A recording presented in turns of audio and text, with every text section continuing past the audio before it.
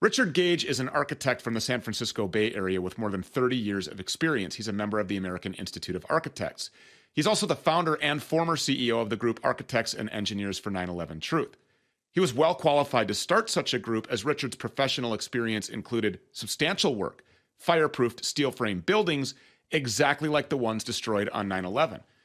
Richard and his wife Gail have led the charge for a renewed investigation into the destruction of all three World Trade Center buildings. He leads that fight from his website, richardgage911.org. He hosts also several video podcasts a month for his show, Richard Gage 9/11 Unleashed. He also participates in events like 9/11 Con and the 9/11 Truth Film Festival. And Richard joins us now. Sir, thank you so much for coming. We appreciate it. Thank you, Stu. It's great to be here with you. Of course. So let's start with Building 7. Lots of questions about how the evidence contradicts the official story. So in your expert opinion, what does the evidence point to? What happened to Building 7? We're talking about a 47-story skyscraper, which is part of the World Trade Center complex.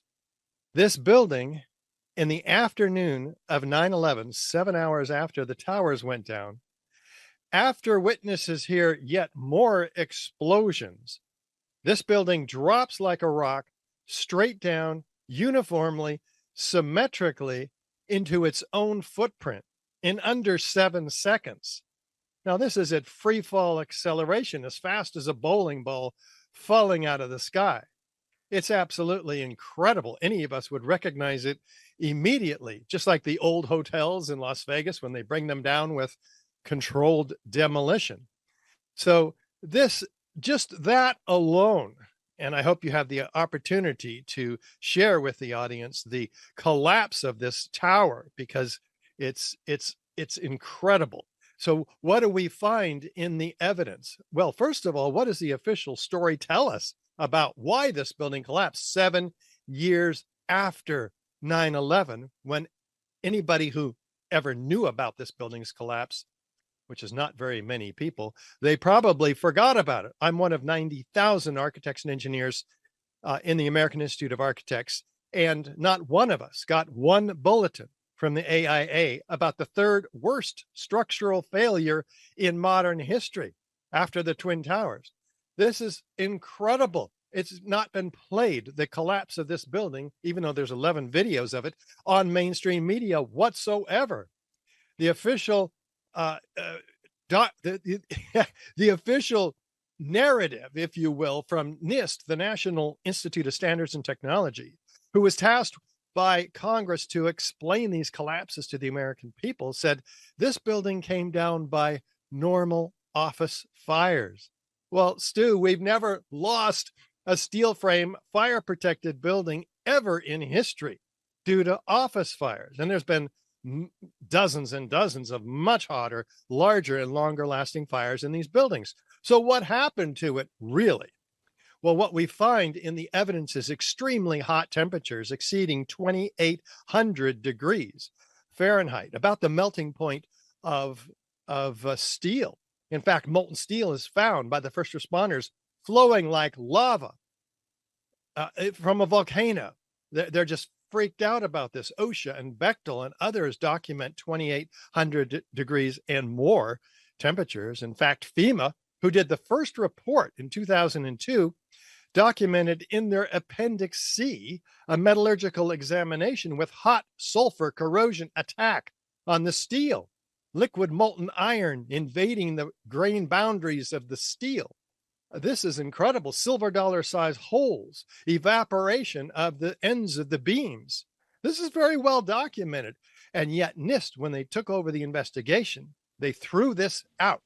They threw out the hundreds of first responders talking about explosions at the towers and others at Building 7 before it came down. And so we have extreme hot temperatures. What does that mean? Well, this points to thermite. Thermite is an incendiary used by the military to cut through steel like a hot knife through butter. And that's exactly what we find also. The U.S. Geological Survey and all the dust samples throughout the World Trade Center, they find billions of previously molten iron microspheres, about the diameter of a human hair, Well, what does this mean? And we're talking about 4 tons of this material, which they document very carefully, but don't even speculate as to where they might come from. Well, thermite releases molten iron as its byproduct. This is what it does at 4,000 degree temperatures. So this is the only thing that can account for the evidence that we see, not only the hot spots in building 7 that are picked up by NASA thermal imaging flights, but also it accounts for the unignited residue of thermite, in particular nano-thermite, in the form of red-gray chips found and documented by a team of 8 international scientists in Copenhagen. Niels Harrit, in particular, led this study. And what do they find in these red-gray chips? They thought they were paint, but they're attracted by a magnet. So they have a high iron content. They get real curious to X-ray energy dispersive spectroscopy, and they find iron oxide and aluminum powders in the red layer of these red-gray chips. This is the ingredients of thermite. That's what thermite's made out of. They get real curious, zoom in 50,000 times with an electron microscope, and they find nanoparticles of iron oxide in rhomboidal shaped crystals and aluminum platelets. This is nano-engineered thermite. They call it nano-thermite in the peer-reviewed literature that was out before 9/11. So this documents that the unignited residue of thermite in all the World Trade samples that they studied. And so curiously, they put these in a heater, a differential scanning calorimeter, and what happens? They ignite at about 758 degrees Fahrenheit. And what do they produce? They produce molten iron microspheres with the same chemical signature as the molten iron microspheres found by the U.S. Geological Survey. So we know exactly where those came from. They came from these red-gray chips. It's extremely clear. It's a self-corroborating, repeatable set of experimental data that could be used to bring a lot of people to justice for the crime of the century, mass murder and treason. So, inarguably, thermite was present. Absolutely. This is documented in a 24-page peer-reviewed paper in the Bentham Open Chemical Physics Journal. It stands uncontested. It's called Unreacted Thermite in the Unreacted Thermitic Materials in the World Trade Center Dust. Is that peer-reviewed paper still there? Yeah. That research is still available and accessible? It's online. It came out in 2009. NIST had every opportunity to review this, to review the dust, but they just cover the whole thing up. It is one big cover up. The NIST report, the FEMA report, the government narrative, which tells us that in the case of the towers, the planes hit the towers, and the fires that were started weakened the steel, and then the top part drives the rest of the towers down to the ground and then destroyed itself, which is ludicrous because it's like running a Mack truck into a Volkswagen and saying the Volkswagen wins. Newton's third law of conservation of momentum says there's an equal and opposite destructive force. The upper part would have been destroyed and probably fallen off the towers. What other evidence was destroyed? Huh? What other evidence was destroyed? Well, about 200,000 tons of structural steel was sent to China for recycling starting just 2 weeks after 9/11. And this before forensic investigators could do a real forensic investigation. Fortunately, though, they have 256 pieces of steel out of hundreds of thousands of pieces that were saved. And what do they show? The FEMA documented them as hot sulfur corrosion attack that we talked about. We also have the evidence of actually cool temperatures from the steel that NIST documented, even though they claim 1,800 degree Fahrenheit temperatures in the fires.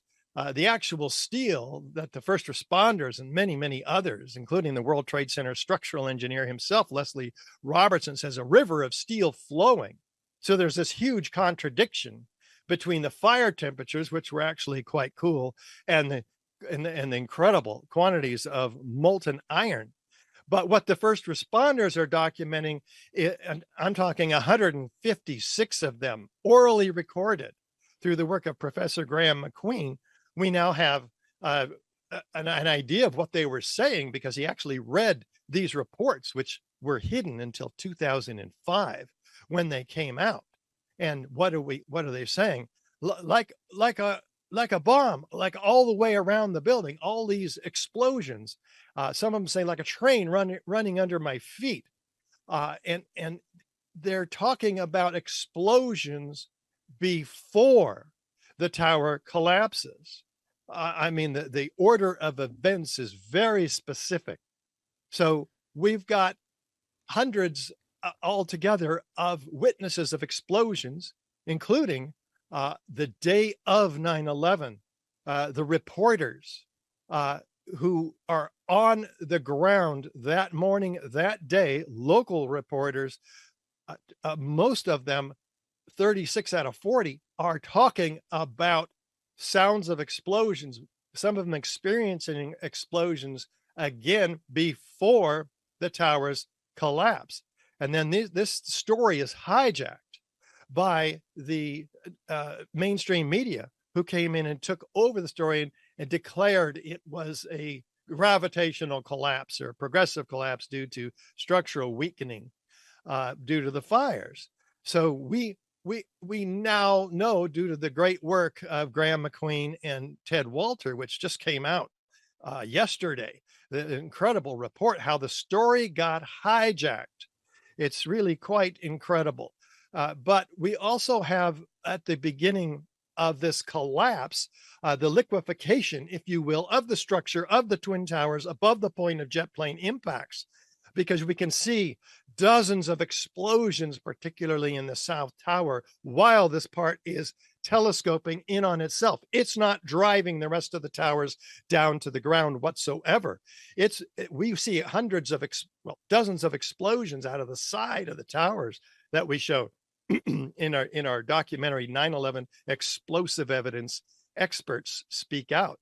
So after that, we have freely flying, lateral ejected 4 and 8 ton structural steel sections at 80 miles an hour, clocked by physicists, landing 600 feet in every direction. So guess what? That steel is not even available to crush the rest of the building. And neither is the concrete. The concrete is pulverized in midair and distributed over a 3 square mile area. So it is in a powder, 3 inches thick, a blanket across lower Manhattan. So it's not available. And that's 90,000 tons of concrete in each tower, completely unavailable to crush the tower. That's a third of the weight of the tower. The steel is another third of the weight of the tower. That's 2/3 of the weight of this tower minimum. That's not available to crush anything. And yet it has been projected by mathematician and structural engineer Zdenek Bazant of Chicago Northwestern University, who says that, oh, the top part crushed the bottom part. Well, not only did he add the steel and the concrete in that calculation, but he multiplied it by about 3 times to ensure that his mathematical obfuscated paper was going to succeed in proving that the top part destroyed the lower part. It never could have whatsoever. It's complete fraud. It's been challenged by engineers, and the results of those challenges are outstanding still after years. Well, so we have the press is obviously covering this up. The mainstream media, the legacy media, this liar who hypothesized that the top crushed the bottom in this research paper full of lies. The official narrative: Muslim extremist terrorists, Osama bin Laden, jet aircraft, surprise attack. Obviously, this program's not accepting any of that as the truth. You don't seem to be either. So what is the truth about 9/11, in your opinion? Expert opinion. What the forensic evidence and eyewitness testimony reveals is that we have pre-placed incendiaries and, in the case of the Twin Towers, high energy explosives to bring the towers down. The forensic evidence in the dust proves that in the form of ignited and unignited incendiaries. And so we have what is obviously to most of us an inside operation. It's highly unlikely that Al Qaeda, for instance, could have penetrated three of the most highly defended buildings outside the Pentagon. So we're talking about an inside operation. What is the implication of highly placed individuals and operatives, rogue elements of our government and industry who could have put all of this together, including the plane control of the planes, because that would not have been left up to hijackers who were extremely poorly trained by all accounts. And so we have a real problem in our society if not only this could be planned and executed, but covered up by the media, by the government, and not investigated adequately by the 9/11 Commission or our 535 congressional representatives. So you tell me, Stu, what's the big problem here? This is not my area of specialty. David Ray Griffin, who will be, he's written 14 books on this subject, will be highlighting his work because he's let us know in the 9/11 Truth Movement that he only has a few months to live. So at our film festival on September 11th, starting at 10 a.m. Pacific, we will be highlighting his work and the 21 points of consensus developed by the 9/11 truth community with about that many experts analyzing the evidence showing not only at the Twin Towers, but what happened, what's most likely happened at the Pentagon, at the in Shanksville also. The official narrative of every part of these events stinks to high heaven. So how do you cover up something like that? You might implement about 20 drills for the Air Force, taking the jets away from the northeastern corridor in an exercise to not be able to defend on the morning of 9/11 our vital interests there. And also on the day of 9/11, instituting drills which put false blips of hijackings on the radar screens of the air traffic controllers so that they couldn't adequately respond to a hijacking. So this all together, and it's just the beginning, Stu. I mean, we only have a few minutes to discuss this, but the work of David Ray Griffin is exceptional. And that's why we're highlighting him. And we want everybody to know that we'll also be talking about the film that we're making. Excuse me. No problem. So in your expert opinion, in your research findings, how much of this incendiary material would have had to have been present in these buildings to bring them down? And how would that have been transported and planted into these buildings without anybody taking any notice to this? Well, somebody would have taken notice. A security company would have taken notice. Certainly one an investigation of Securicom Stratosec, who had the security contract up until, interestingly, the day of 9/11. We also have the largest modern elevator modernization in history going on the 9 months prior to 9/11. Ace Elevator had this contract. They fled when the planes hit the towers, 85 employees. It was quite a scandal documented in USA Today. So they must have known something. That they came out of nowhere, by the way, this particular company, to get this contract from Otis Elevator. So we want an investigation of Ace Elevator as well. So there are certainly people that would and did notice. Do we have inside whistleblowers? There are a few. There are union engineers that saw very curious people, and they were told not to document their comings and goings in the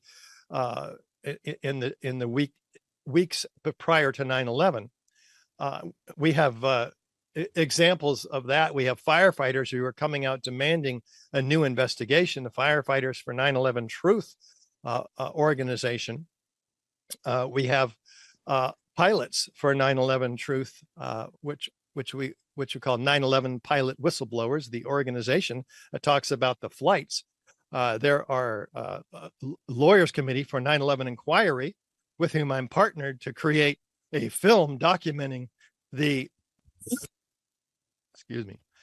documenting the 60 exhibits of all this evidence that we're talking about today in great detail, provided to the U.S. Attorney in Manhattan to be given to a special grand jury, which still, after a couple of years, remains in play. But this film that we're making, which is the largest embodiment of the technical and forensic evidence at the World Trade Center, will be given directly, like I'm looking into you, along with our experts, into the eyes of the grand jurors, because it'll be submitted as a supplement to the grand jury petition. And Mick Harrison, the litigation director for 9/11 Inquiry, and he will be featured, and I will be with him as he instructs the jury. What are their opportunities? Who might they call as material witnesses? Who might they subpoena to get a real investigation into this? So this is an opportunity, and we hope to take it all the way to the Supreme Court, this case, because it's unfolding in an unfavorable way at the moment. So we're going to be pulling all the guns out legally to make sure that the American people get justice, the family members get justice.